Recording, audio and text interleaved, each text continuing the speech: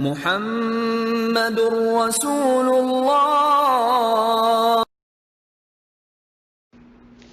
بسم اللہ الرحمن الرحیم۔ السلام علیکم ورحمۃ اللہ وبرکاتہ۔ میں ہوں سلمیٰ بنت افتخار احمد۔ میں آپ کے سامنے پڑھ رہی ہوں محمد عربی۔ اللہم صلی علی محمد وعلی آلہ وبارک وسلم۔ پچھلے قصے کا ریکیپ کر لیتے ہیں۔ کفار چھپ چھپ کر قرآن سنتے تھے۔ وہ جانتے تھے کہ آپ حق پر ہیں، لیکن حسد کی آگ ان کو ماننے نہیں دے رہی تھی۔ یہودی عالموں سے کفار قریش چند سوالات لے کر آئے جو آپ سے کیے۔ آپ نے سب کے جوابات دیے، لیکن ان کی ہٹ دھرمی میں کوئی فرق نہیں آیا۔ جب مسلمانوں کی زندگی مکے میں بہت تنگ ہو گئی تو آپ کے کہنے پر مسلمانوں کی ایک بڑی تعداد حبشہ ہجرت کر گئی۔ حج کے دن قریب آنے پر مشرکوں نے حج کے لیے آنے والوں کے سامنے آپ کے خلاف اتنی باتیں کیں کہ آپ ہر طرف مشہور ہو گئے اور لوگوں کو آپ کو دیکھنے اور ملنے کا شوق ہوتا۔ دوسری طرف دین اسلام کا بھی چرچا ہو گیا تھا۔ گویا کہ جو ترکیب، جو چال انہوں نے مسلمانوں کے خلاف اور دین اسلام کے لیے کی تھی، وہ الٹی ان کے اوپر پڑ گئی تھی۔ اب آگے پڑھتے ہیں۔ اللہ کے رسول صلی اللہ علیہ وسلم نے دعا فرمائی تھی کہ اے اللہ، خطاب کے بیٹے عمر کو ہدایت دے اور اس کے دل میں اسلام کی محبت ڈال دے۔ آپ کا خیال تھا کہ اس طرح اسلام کی مظلومی کافی حد تک دور ہو جائے گی۔ عمر کی اٹھتی ہوئی جوانی تھی، وہ عزم اور حوصلے کا پتلا تھا، طاقت بھی اس کی بے پناہ تھی، کسی سے وہ ڈرتا نہ کسی سے دبتا تھا، جو کرنے کا ارادہ کر لیتا اسے کر کے ہی دم لیتا تھا۔ یہی وجہ ہے کہ وہ اسلام کی دشمنی میں بھی آگے آگے تھا اور مسلمانوں کے لیے سنگ دلی اور بے رحمی کا نمونہ تھا۔ ایک طرف بے رحمی کا یہ عالم تھا، لیکن ساتھ ہی سینے میں درد مند دل بھی تھا۔ وہ رشتہ داروں کا بہت ہی ہمدرد اور گھر والوں پہ انتہائی مہربان تھا۔ اس کو جب خبر ہوئی کہ بہت سے مسلمان حبشہ ہجرت کر گئے تو اس کے دل کو بہت سخت چوٹ لگی، اور جب اس نے یہ سنا کہ نجاشی نے مسلمانوں کو پناہ دے دی اور مکے سے دونوں سفیر واپس آ گئے ناکام اور نامراد، چنانچہ وہ تلوار لگا کے گھر سے نکلا اور تیزی سے چل پڑا کہ آج اس کا قصہ پاک کر دے اور روز روز کی فکر و بے چینی سے نجات پا جائے۔ اتفاق سے راستے میں بنی عدی کے ایک آدمی سے ملاقات ہو گئی۔ یہ نعیم بن عبداللہ رضی اللہ تعالیٰ عنہ تھے۔ پہلے ہی اسلام لا چکے تھے، لیکن کسی کو خبر نہ تھی۔ وہ ظلم و ستم کا جان کہا منظر اپنی آنکھوں سے دیکھ رہے تھے، اس لیے کھل کر سامنے نہیں آ رہے تھے۔ انہوں نے دیکھا کہ عمر بہت جوش میں ہے اور کمر سے تلوار بھی لٹکی ہے، تو وہ بہت پریشان ہوئے اور پوچھا، عمر کدھر چل دیے؟ عمر نے جواب دیا، اسی بددین کے پاس جو دیوتاؤں کی توہین کر رہا ہے اور اس طرح سارا نظام درہم برہم کیے جا رہا ہے۔ نعیم عمر کا غصہ جانتے ہی تھے۔ انہوں نے سوچا کہیں سچ مچ آپ کی جان خطرے میں نہ پڑ جائے، اس لیے کسی طرح عمر کا رخ بدل جائے۔ چنانچہ فوراً ایک تدبیر ان کے ذہن میں آئی اور وہ بولے، عمر تم کس دھوکے میں ہو؟ کیا محمد صلی اللہ علیہ وسلم کو قتل کر دو گے تو عبد مناف تمہیں جیتا چھوڑ دیں گے؟ اور ذرا پہلے اپنے گھر کی تو خبر لو۔ عمر بولا، کیا کہا؟ میرے گھر میں کون؟ نعیم نے جواب دیا، بہن اور بہنوئی مسلمان ہو گئے ہیں، انہوں نے محمد کا دین قبول کر لیا ہے، پہلے ان سے تو نپٹ لو۔ یہ سنتے ہی عمر ہکا بکا رہ گیا، جیسے سارے بدن میں آگ لگ گئی ہو۔ بہن اور بہنوئی اسلام لا چکے تھے اور اسی کے لیے جینے اور مرنے کا فیصلہ کر چکے تھے، مگر عمر بالکل ہی بے خبر تھا، کیونکہ انہوں نے اب تک اس کو چھپایا تھا۔ چنانچہ عمر فوراً بہن کی طرف پلٹے اور حالت یہ تھی کہ سینہ سلگ رہا تھا اور غصے سے رگیں پھول آئی تھیں۔ وہاں وہ پہنچے تو اندر سے کسی کے پڑھنے کی آواز آئی اور وہ بے تحاشا دروازہ پیٹنے لگے، جس سے گھر کے سب لوگ گھبرا گئے اور انہوں نے پوچھا، کون ہے؟ جواب ملا، عمر سننا تھا کہ لوگ چونک اٹھے، خوف سے بدحواس ہو کر ادھر ادھر چھپنے لگے۔ عمر کی بہن کا نام فاطمہ تھا اور بہنوئی کا نام سعید۔ یہ دونوں خباب سے قرآن پڑھتے تھے۔ خباب کو خود پیارے نبی نے متعین کیا تھا، چنانچہ جو آیتیں نازل ہوتی وہ پڑھ کر سنا دیا کرتے اور وہ دونوں یاد کر لیتے۔ اس وقت خباب سورہ طٰہٰ پڑھ رہے تھے۔ عمر کی آواز سنتے ہی وہ اندر چھپ گئے اور جس صحیفے سے وہ پڑھ رہے تھے اسے فاطمہ نے اپنے پیچھے چھپا لیا۔ پھر شوہر ہمت کر کے آگے بڑھے اور جا کے دروازہ کھولا۔ دروازہ کھلتے ہی عمر ایک غضبناک شیر کی طرح اندر آئے اور عقابی نگاہوں سے چاروں طرف دیکھنے لگے کہ ابھی جو آواز کانوں میں پڑی وہ کہاں سے آئی، لیکن بہن اور بہنوئی کے سوا سامنے کوئی نہ تھا، اس لیے کڑک کر انہوں نے پوچھا ابھی آواز کہاں سے آ رہی تھی؟ خوف سے تو برا حال تھا ہی، اس لیے سچ بتانے کی ہمت نہ ہوئی۔ جھٹ وہ بولے یہاں تو کچھ بھی نہیں۔ عمر نے کہا چھپاؤ نہیں، کیا سمجھتے ہو تمہارے اسلام سے میں بے خبر ہوں؟ یہ کہہ کر وہ بہنوئی کی طرف بڑھے اور بے تحاشا انہیں پیٹنے لگے۔ فاطمہ سے یہ نہ دیکھا گیا اور بڑھ کر شوہر کو بچانے لگیں۔ اب عمر نے بہن کو مارنا شروع کیا اور اتنا مارا کہ سر پھٹ گیا، اور آگ کو جتنے ہی پیٹو وہ اتنے ہی اوپر اٹھتی ہے۔ عمر کی مار سے بھی جوش و عقیدت کی آگ بھڑک اٹھی، چنانچہ فاطمہ اور ان کے شوہر چیخ اٹھے، ہاں ہم اسلام لائے ہیں، جو جی چاہے کر لو۔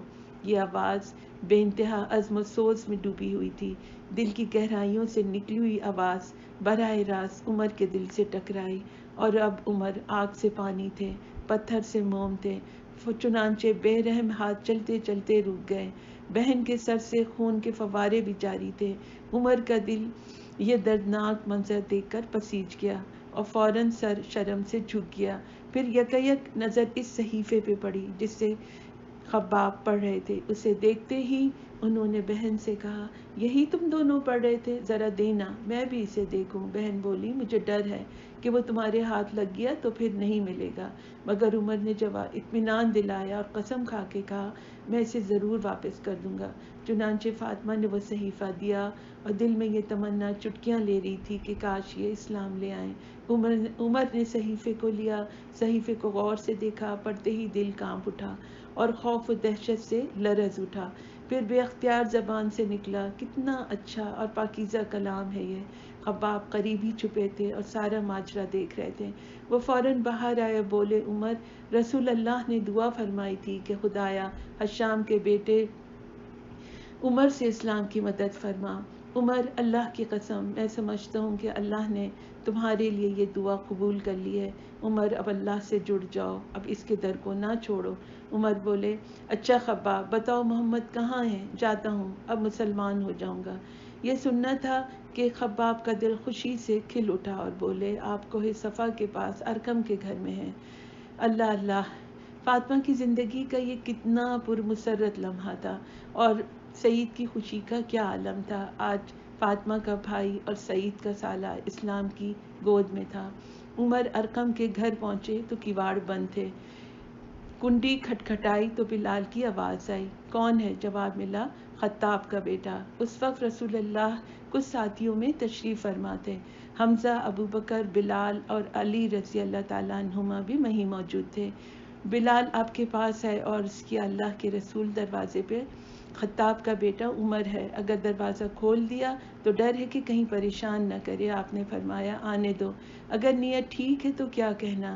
حمزہ نے کہا اور اگر نیت بری ہوئی تو اس کو مارنا ہاتھ کا کھیل ہے۔ چنانچہ بلال دروازہ کھولنے گئے تو حمزہ بھی ساتھ ہو لیے کہ عمر نے اگر حملہ کیا تو بلال کی مدد کریں گے۔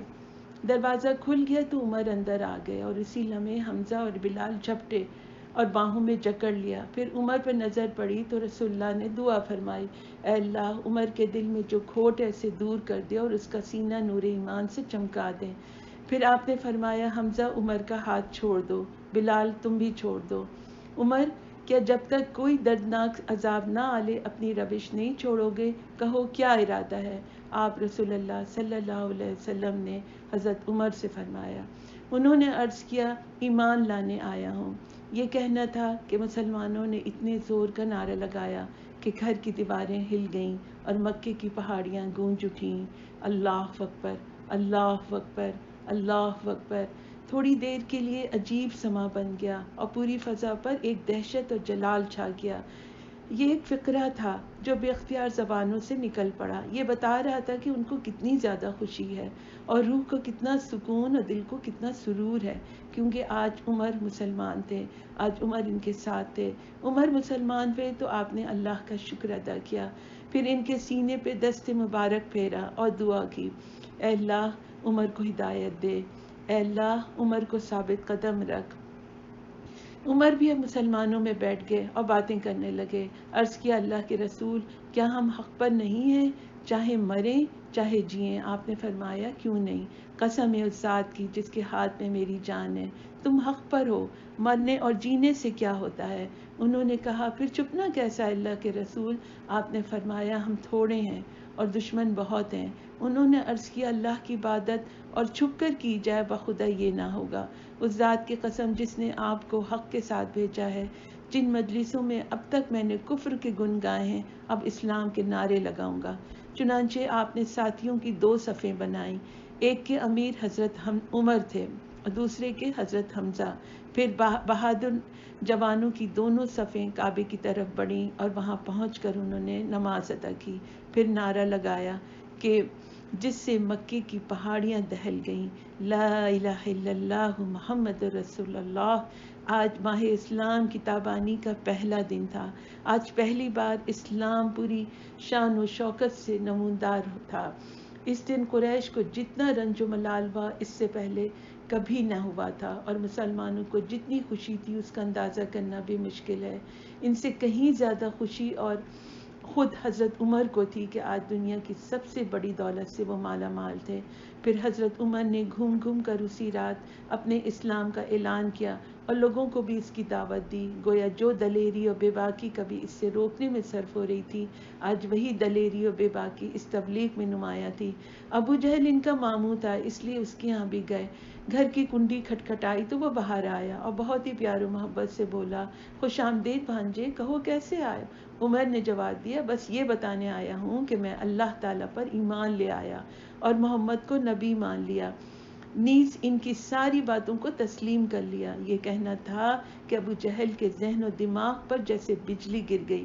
اس نے زور سے دروازہ پیٹا اور کڑک کر بولا اللہ تجھے غارت کرے اور تیرے دین کا بھی جنازہ اٹھے.